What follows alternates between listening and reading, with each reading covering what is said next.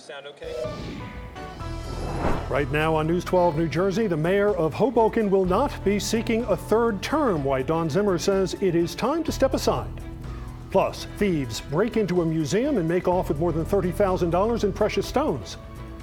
But first, a child is electrocuted while going for a swim in a lagoon in Toms River. Now the mayor asking residents to stop it from happening again. I'm Walt Kane, around New Jersey around the clock. This is News 12 New Jersey.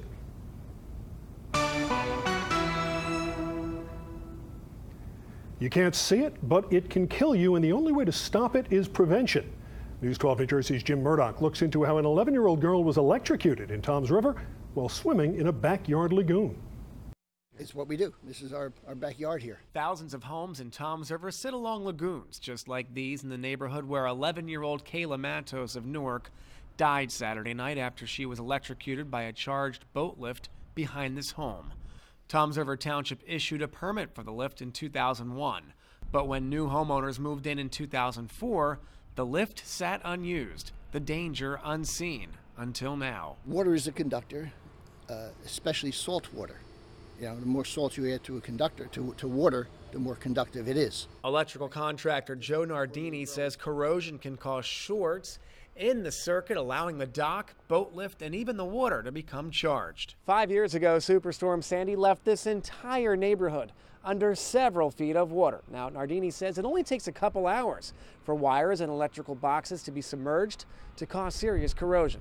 It was a terrible storm, and if it broke down the integrity of that ground and it caused a problem, it could very, very well be. You know, it could just be an act of nature is what happened. Toms River Mayor Tom Kelleher calls the tragedy a horrible accident. If you have a boat lift and it's obviously in the water, it would certainly behoove you to just check out the electrical connections to make sure that there are no shorts that are putting energy into that frame. Experts say inspections should be done by state licensed electrical contractors every few years.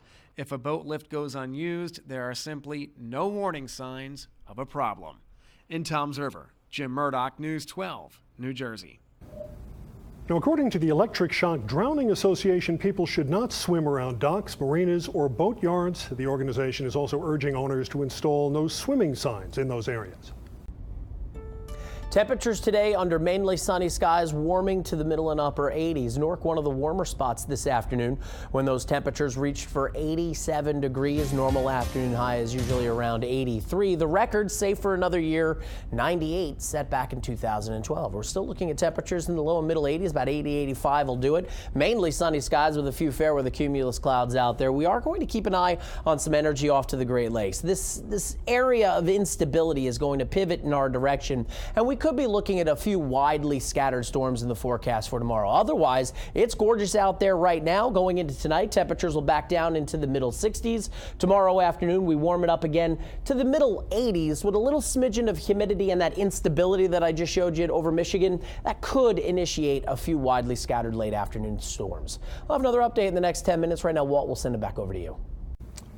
Dave, thanks. We continue to follow breaking news out of Belgium, where an explosion has rocked a train station in Brussels. Officials say Belgian soldiers have shot a suspect who was wearing a backpack and explosive belt. There appear to be no civilian injuries or deaths from that explosion. The blast forced the evacuation of the central station and the Grand Place, which is a major tourist site. This year's Congressional baseball game set a record for fundraising. Organizers say the game, played after last week's shooting of a congressman, raised $1.5 million. That is 3 times what it brought in last year. Representative Steve Scalise, a member of the Republican team, was hospitalized last Wednesday after a gunman opened fire during a practice. 3 others were also shot. Organizers of the game say a portion of funds raised will support individuals who were hurt in the attack and officers who responded. New information tonight on the latest attack on a police van on Champs-Élysées in France. Police there say the attacker, Adam Zaziri, had a cache of weapons in his car and a permit to legally carry them, despite being on a terror watch list. Investigators say the 31-year-old had at least 9 weapons, including a rifle. He died in that attack. Witnesses claim the man behind the attack outside a London mosque wanted to kill all Muslims. Darren Osborne is charged with attempted murder and alleged terror offenses. One person died following that attack. Here at home, lawyers representing Ahmad Rahimi ask a judge to block testimony of a government terrorism expert from his upcoming trial. The judge will rule on Thursday. Rahimi is accused of placing bombs at a charity run in Seaside Park, in garbage cans in Elizabeth, and in a pressure cooker in Manhattan. Several people were hurt in the Manhattan attack. That trial will take place in September. Valuable gems and minerals on exhibit at a New Jersey museum have been stolen.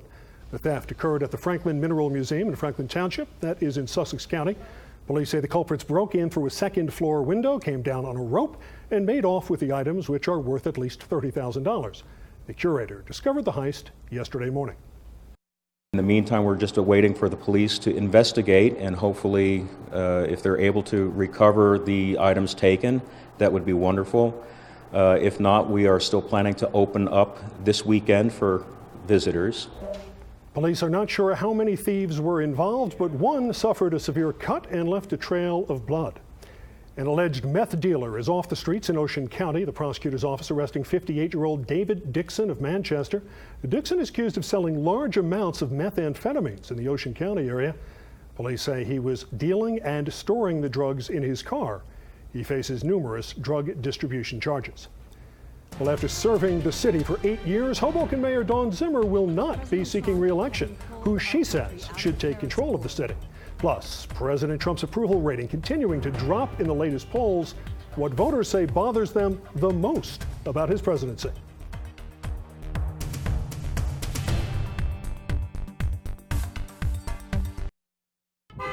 Good evening, everyone. Don Smith live in the traffic center. 5:06 is our time. Let's take a look at the ride home on this Tuesday on the western spur of the Turnpike at interchange 18W. Heavy from 18W into 15W. A lot of heavy stop traffic on that western spur. Kind of normal stuff for the evening ride home. Then we'll take it to the eastern spur. Jammed here just south of 1618E. That's a busy ride getting out to 15E. Once you get through the delays on the spurs, we head out towards Newark Liberty and southbound on the far left. Really doesn't look bad south of interchange 14. Let's take it to the maps. Essex County. Let's go to the Parkway. Seeing a lot of stop and go volume now from 78 to 280. Also on 280 both ways at the Stickle Bridge. And then eastbound 78 is jammed, getting out towards basically 1 and 9 out by the airport here this evening. If you're traveling into New York's Penn Station, add another 15 or 20 minutes because of the Amtrak speed restriction. That's look at traffic around the state.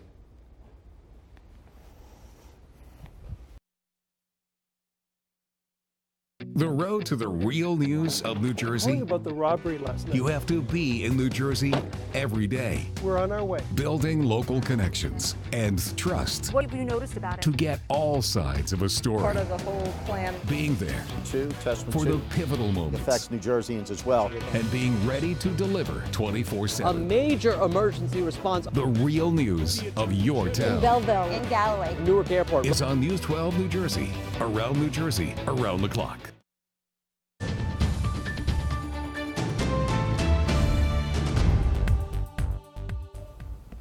Hoboken Mayor Dawn Zimmer will not seek a third term as mayor. Instead, she is throwing her support behind a member of the city council, Ravi Bala. Okay. Zimmer says when she started in politics, she was not looking for a full-fledged career in it. During and after Superstorm Sandy, Zimmer gained a national profile for speaking out on environmental issues. She says the issue of climate change influenced her decision. With President Trump having pulled our country out of the Paris Accord, demonstrating a lack of commitment to addressing this critical issue at the federal level, I have decided that it is the right time for me to take on a new role working more directly on this important issue. Ravi Bala was the first Sikh American to be elected to a New Jersey municipal council. If he wins election, he would likely become the first Sikh American mayor. Dawn Zimmer has not indicated what her immediate plans are beyond continuing to advocate for climate change. We're looking at mainly sunny skies outside right now as temperatures continue to be in the low and middle 80s. Clear skies will continue for tonight as temperatures eventually fade back down into the low and middle 60s, and the winds will slowly begin to subside with it. We are looking at temperatures at the moment at about 84 degrees, relative humidity levels bone dry at 31%, and the winds right now west-southwesterly at about 17 miles an hour. The dew point temperatures are in the low and middle 50s across all of New Jersey, and that is just down downright comfortable across the area. This is just a pleasant day had by everybody. There's an opportunity for some showers tomorrow afternoon. Thursday's looking dry. Friday night going into early Saturday morning, we may be tracking a little tropical moisture. Tropical storm Cindy is sitting in the Gulf of Mexico with winds of 45 miles an hour, and it looks like that storm system is going to kind of steer its way up towards the north and then head towards the Tennessee Valley. Guidance is suggesting that we could actually see an area of high pressure from Canada force most of those clouds and rain showers towards the mid-Atlantic and away from New Jersey, which would be great news for us going into Saturday and Sunday. Summit tonight, you're dropping down to about 62 degrees under mainly clear skies, and that looks pretty much the same across most of New Jersey. North and west could be looking at upper 50s. I'll have another update in the next 10 minutes. Walt, we'll send it back over to you now.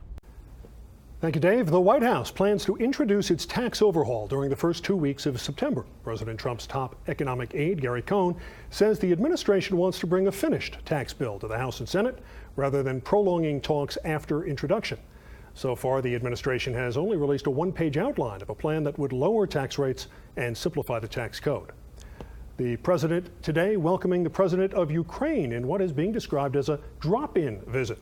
The White House says Trump and Petro Poroshenko discussed support for the peaceful resolution to the conflict in eastern Ukraine. Poroshenko also met with Vice President Pence and both the Secretaries of Defense and State. Meantime, President Trump's approval rating has dropped, according to a new CBS News poll. Only 36% of Americans now approve of the job the president is doing. The low number mostly due to his handling of the Russia investigations. This same poll, conducted in April, found Mr. Trump had a 41% approval rating.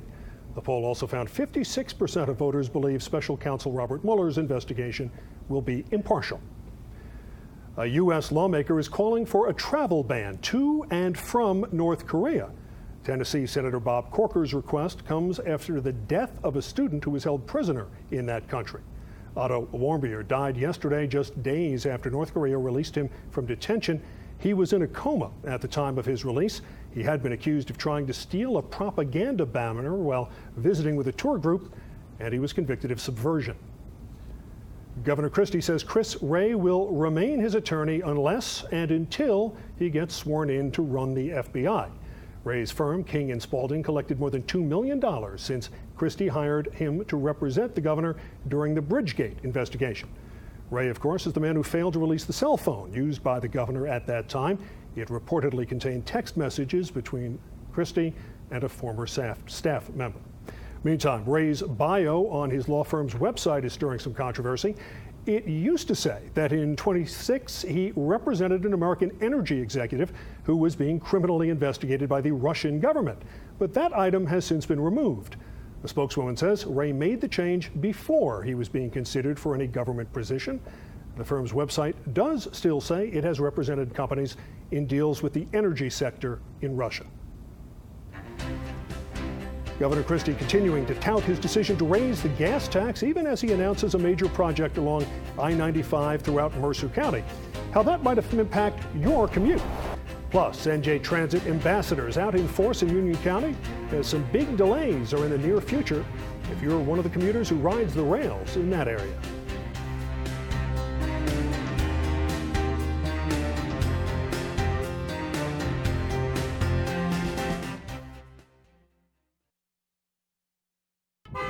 Good evening, everyone. Don Smith live here in the traffic center. 5:18 is our time. Let's head outside of the Garden State Parkway, heading north at 151 in Nutley. Very, very heavy traffic getting all the way out to 153 and the Brookdale service area. That delay actually starts back at the old Essex Toll Plaza in towards the Bloomfield area. Parkway, a multi-mile mess in either direction here from 142 to 145. The southbound side is really busy now out of 143 all the way to 136 in towards the Cranford area. Let's take a look at our maps. We're friends out in Morris County. Westbound 80 is a disaster getting west of 287, heading almost all the way out towards about exit 37 in Hibernia and Rockaway. Also 287 north in between 24 and 10 is busy, and then westbound 78 really crowded getting out towards 287. Kind of normal stuff for this time of the afternoon. So far so good with the Jersey Transit on a close to schedule. And let's look at your traffic around the state.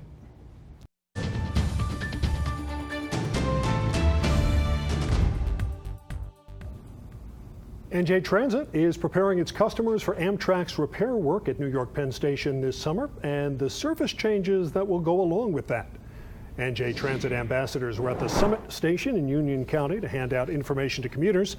Those who use Morris Essex can now start buying discounted monthly passes for July. NJ Transit has also updated its app and website to reflect the new summer schedules. Ambassadors are working several Morris and Essex stations to help answer your questions, and that will continue through this Friday. When you're in Hoboken Terminal, look for NJ Transit executives and management as they continue a series of informational sessions to answer any questions or concerns you might have. That next session is Thursday between 4:30 p.m. and 6 o'clock. We are looking at mainly sunny skies outside right now with temperatures that have peaked in the middle 80s, 87 actually in the Newark area, and that number will slowly begin to come down, looking for overnight lows to be in and around the upper 50s and lower 60s. So we've just got a few fair weather cumulus clouds dancing across our skies at the moment, basically hovering at around 7,000 feet off the ground. It's just a nice little transition going from where we're at now into tomorrow. We've been dealing with beautiful skies across most of New Jersey for this afternoon, and we've benefited with warmer temperatures through the area as well. I do think that we're more than likely going to be dealing with a little bit of a change as we get closer to the upcoming weekend. I think there's going to be a little bit of a difference in the forecast where we're more than likely going to be dealing with the possibility of some scattered clouds and showers. But for tomorrow, it is the first day of summer. The summer solstice actually begins at 12:24 in the morning. What we're looking at right now is a tropical storm. Tropical Storm Cindy in the Gulf of Mexico with winds of 45 miles an hour. Some very heavy rain will more than likely begin to move northward into the panhandle of Florida and then begin to swing up towards the north into the east. Some guidance is suggesting that most of those clouds are actually going to stay to our south, with the rain showers staying to our south, but there is an opportunity that we could be looking at some iffy weather kind of going into Friday night and Saturday. I'll have more on that coming up a little bit later in the show, and that's a look at your News 12 New Jersey weather on the ones. Dave, thanks. Governor Christie announcing new road work to get underway this summer on a major corridor of I-95 in Mercer County. It runs through Ewing, Hopewell, and Lawrence, and it is funded in part through your gas tax dollars. News 12 New Jersey's Katie Kairos has an update on work that could impact your travels. With I-95 stretching up and down the coast, work can back up summer traffic for miles. On 95 with the Scudder's Falls Bridge being revamped, it's a mess for 4 miles. 4 miles on the Pennsylvania side and 4 miles on the New Jersey side. This stretch alone in Mercer County through Ewing, Hopewell, and Lawrence carries 86,000 cars a day. And in the coming weeks, New Jersey will put $15 million into resurfacing it. Welcome news to local drivers. I've definitely had tires blow out because of potholes, so seeing that being corrected sooner rather than later, I think is most beneficial to getting people ready for the summer. Governor Christie announced the project as one of more than 900 currently underway throughout the state using the Transportation Trust Fund, newly replenished through a 23-cent gas tax increase that went into effect last fall. The governor brokered the TTF deal, and he emphasizes tax cuts included in that deal in relation to the increase, a tax break for retirees, abolishing the estate tax, and lowering the sales tax. I think that when people evaluate the entire package, it was a package that was extraordinarily advantageous both to the commuter and traveler and to the taxpayer of the state. The I-95 project will include resurfacing of the lanes both north and southbound starting this summer and wrapping up next year. The governor says there are more TTF-funded improvements to mass transit to come. In Ewing, Katie Kairos, News 12, New Jersey. Critics have called the 23-cent gas tax increase a front-loaded 160% tax increase on drivers. The governor's office says New Jersey's average gas price, though, remains lower than in neighboring states. The New Jersey SPCA is under investigation tonight by at least 3 different state agencies. It's the latest in a cane in your corner investigation that we've been bringing to you here on News 12 New Jersey. Sources tell us the State Commission of Investigation is taking the lead in investigating the SPCA, the agency run by volunteers, but it has law enforcement power. The state investigation comes after a series of stories we did into everything from no-bid deals with companies owned by board members to hundreds of cases that appear to be sitting uninvestigated. I'll be here with the latest developments tonight at 6. The transformation of one of Jersey City's best-known neighborhoods continues with the opening of a new luxury apartment building. 3 Journal Square held its official opening today, though the luxury tower has been occupied since March. It is located on JFK Boulevard, right across the street from the PATH station. This is the latest in a series of planned residential high-rises for that neighborhood. The jobs are here, and as long as the jobs are here, the public transportation is here, you'll get concentrations of people that want to live and work in the same area. I think that's the change in the dynamic. Rents for apartments at upscale amenities range from $1,900 for a studio to more than $4,000 a month for 3-bedroom apartments. Patterson's historic Passaic County Courthouse Annex getting a long-awaited renovation. Last week, county freeholders awarded a contract to fix the annex, which is more than 125 years old. The building has been closed to the public since 2011. After the renovation is done, it will be used for court and county office spaces. A bloody break-in. That is how officials are describing the robbery of a Sussex County museum. More on the $30,000 heist in Franklin Township. Plus, a child is electrocuted while swimming in a backyard lagoon. Tonight, life-saving actions you can take to make sure this doesn't happen again.